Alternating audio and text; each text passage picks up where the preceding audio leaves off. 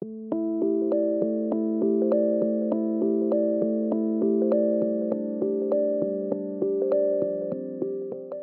I was young, I was really obsessed with these stories about Qigong masters, where you'd hear about the old sage in the Himalayas or on the Chinese sacred mountain, and there was this Taoist mystic who could somehow perform miracles by doing all their little Qigong breath movements every day.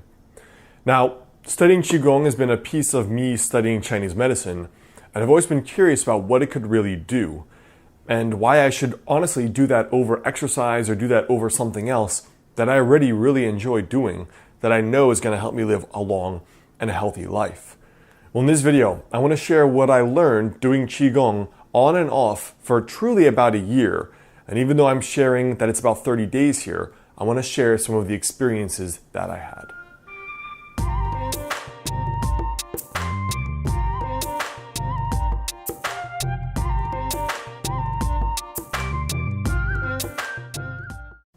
Hey, Alex Hine, author of the book Master the Day. Now I've included, the first link in the description is a free download for a PDF, like a infographic, which is 5 daily rituals that can help you add 10 years to your life with traditional or classical Chinese medicine. So if you want, you can click the first link in the description to download that, and then you're gonna get that sent right to your inbox.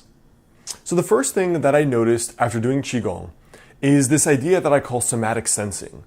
So one thing I've noticed that's different regarding exercise and Qigong is that I've been going to the gym for 10-15 years, and I can do an hour-long weight workout and still have cold hands a little bit. Now the difference, when I'm doing Qigong, within 5 minutes my hands are warm and even hot. Now I think just subjectively in terms of, think about what that means for circulation, and think about what that means in terms of, in Chinese medicine there's a saying that the Qi guides the blood, or the Qi precedes the blood. So if blood is coming, then Qi is moving. So what's crazy is that how could I possibly exercise for an hour, and yet for whatever reason I'm not getting circulation to some of my extremities? In Chinese medicine, one of the reasons for doing Qigong is that it's supposed to be able to, number one, you begin to have a better radar for what's going on in your body. It helps develop this subjective sense of where are things not working? Where is the flow interrupted? Now that could be as obvious as I'm bloated, or I feel a weird stuffy sensation in my chest, or my hip hurts. But beyond that, doing Qigong is supposed to allow you to feel certain qualities of your patient better, or the person you're treating. So for example, it's allow you to get a better accurate diagnosis, a more accurate diagnosis doing pulse. It's supposed to allow you to feel things you ordinarily can't feel in regard to just palpating a person, like massaging. Just palpating a person and seeing what's going on with the channels in the body. So for me, this subjective feeling of warmth was very interesting. Now the second thing I noticed doing Qigong daily was movement.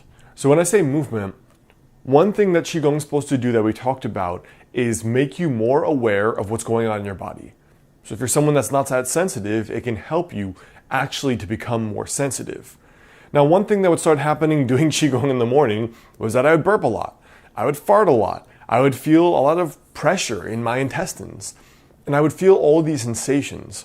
But overall, burping, farting, and then later having a strong appetite in the morning, which I almost never do, was really very telling to me that it was moving something.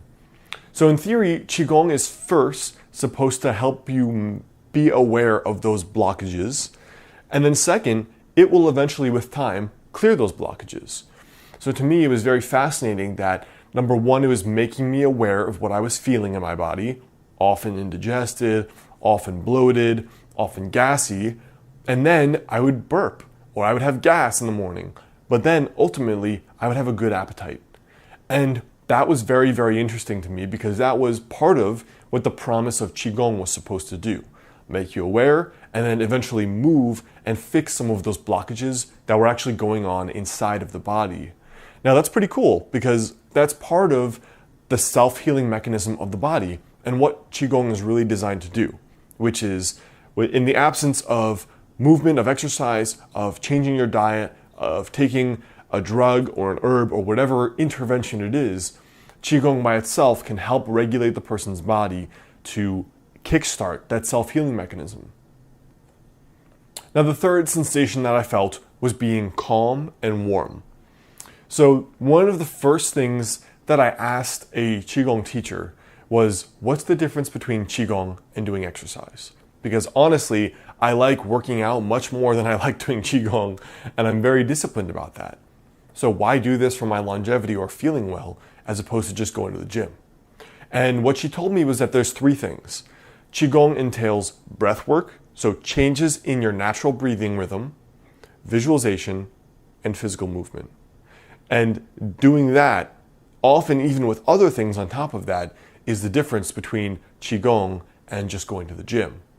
So while I was doing Qigong, I was doing certain kinds of breath work. So that typically meant instead of my normal breathing, maybe inhale is every 2 seconds, exhale is even shorter. My inhale and exhale were up to 8 seconds long each. So that's like a double, triple, or quadruple the length and duration of my breathing, lengthening the breathing. So you can think what all that added oxygenation does to your tissues, to your brain function, to your energy, to your digestion, to everything. Now, that is the calm part. And the warm part was that increase, obviously the increase of oxygen, made a lot more circulation for me. So I would feel warm, my whole body felt warm, my extremities warm, and calm. So it was a big difference, especially if I did Qigong after an entire 9 to 5 workday. I noticed the difference after versus before. So before, when I'd been working all day, my breath was relatively shallow and my hands were starting to get a little bit cold. And then within 10 minutes of Qigong, my breath was very long and relaxed and my hands were warm. So to me, this warm and calm phenomenon was very, very interesting. And I understand how that would be very strongly correlated with longevity and a healthy life. So I hope that helps. Those are just my personal revelations doing Qigong for a while, trying to understand what it's about and why to do it.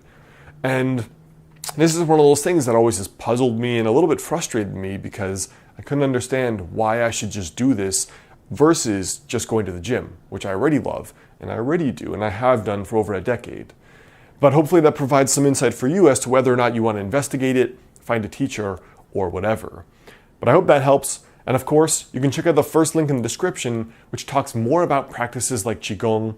It's a free infographic that is 5 daily rituals you can use to potentially add 10 years to your life with traditional Chinese medicine. You can click that link, first link in the description, and otherwise, check out my last related videos right there and right there.